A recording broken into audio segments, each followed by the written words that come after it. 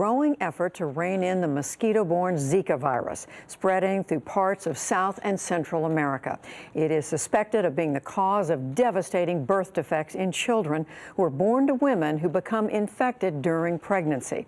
Our science correspondent Miles O'Brien has been reporting on developments from Brazil, which has been hard hit by the virus. Tonight, he looks at ways doctors and scientists are racing to get ahead of the outbreak. It's Carnival week in Brazil, the raucous run-up to Lent, when people take to the streets to party their worries away.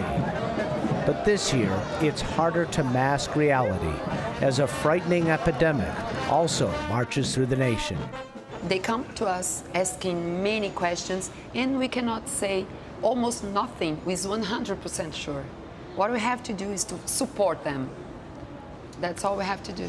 Dr. Adriana Scavuzzi is an obstetrician at one of the largest hospitals in Recife, the epicenter of a fast-moving outbreak of the Zika virus, a flavivirus in the same family as yellow fever, West Nile, and dengue.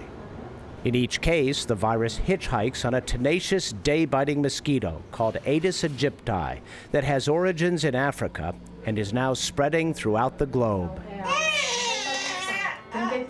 2-month-old Nicholas Pereira has an abnormally small head, microcephaly. Doctors at this hospital would normally see 10 cases like this a year, but starting in August, there were suddenly 10 to 20 a month. Dr. Anna Vanderlinden is a pediatric neurologist. She says Nicholas must contend with an array of permanent mental and physical problems. With this impairment, we see that reflex reactions are good, but voluntary actions that depend on better brain development will be impaired. He will have bad motor skills and mental development. He can also have abnormal vision, hearing disorders, and bone malformation. His mother, Elisangela, says she developed a rash while she was pregnant. As it turns out, she had the Zika virus, apparently after a mosquito bite. Sometimes I worry. Sometimes I wonder if he will survive. But I always believe that God will help. My only fear is losing him. But I'm at peace.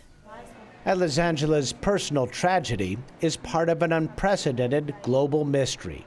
I think this is one of the most unexpected epidemiological situations, maybe in decades.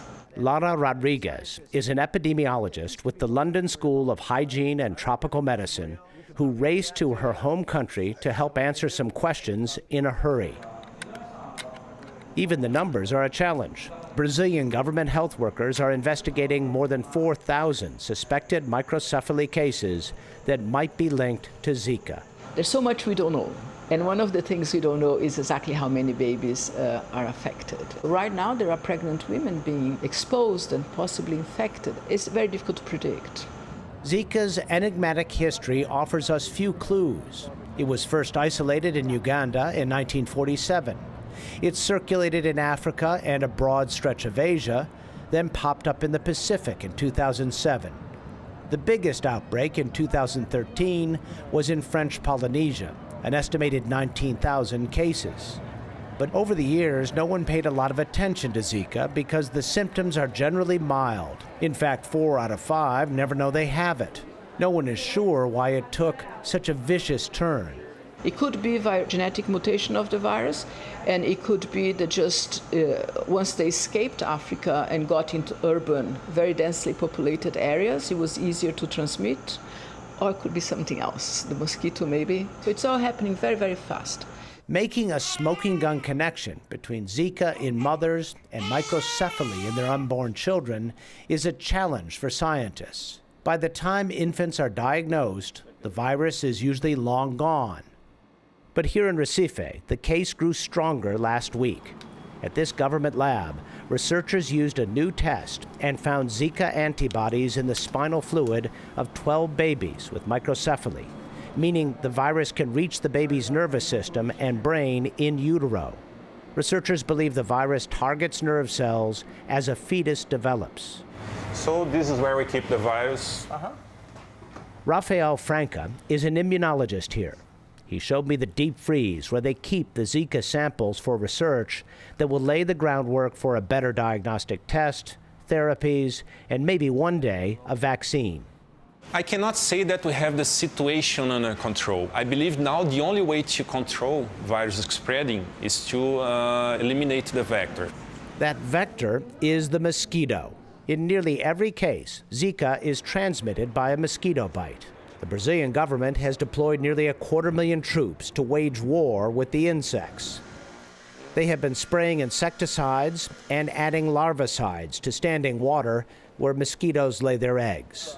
Gaspar Canudo is a Recife government health worker. And how much of this is for the public to know you're doing something? 100% of this action is aiming to reduce the incidence of mosquitoes and also of the disease. Efforts like this, while well-intentioned, seem unlikely to stop the outbreak anytime soon in Brazil or in other countries hit by Zika, especially in Latin America. The scale of this is pretty mind-boggling. A single female mosquito in her short lifetime will lay hundreds of eggs. And she's looking for a place like this, standing water, not much more than a puddle. But what's really interesting is that's about all the water she needs. With all this in mind, the Brazilian government is warning citizens that standing water can be dangerous. But in this slum in Recife, there is no running water. Can you imagine a family that they don't have even tap water? They have to keep water in containers. So it makes the perfect environment for the mosquito. Try to solve the medical problem won't be enough. You have to change the quality of people's life. Otherwise, you will not solve this problem. Doctors here say the biggest frustration is they can't fix what ails these babies, all because of a single mosquito bite. It has dramatically changed Elisangela's life. She had to quit her job as a farm worker to care for little Nicholas. I think I'll be here at the hospital forever. I do not know if he'll be able to walk. I don't know. But I believe that God will help me. One woman's sad but hopeful prayer this carnival season. It's still a time to try and forget your troubles, but in Brazil this year, a steady drumbeat of worry seems impossible to ignore. Miles O'Brien, the PBS NewsHour, Recife, Brazil.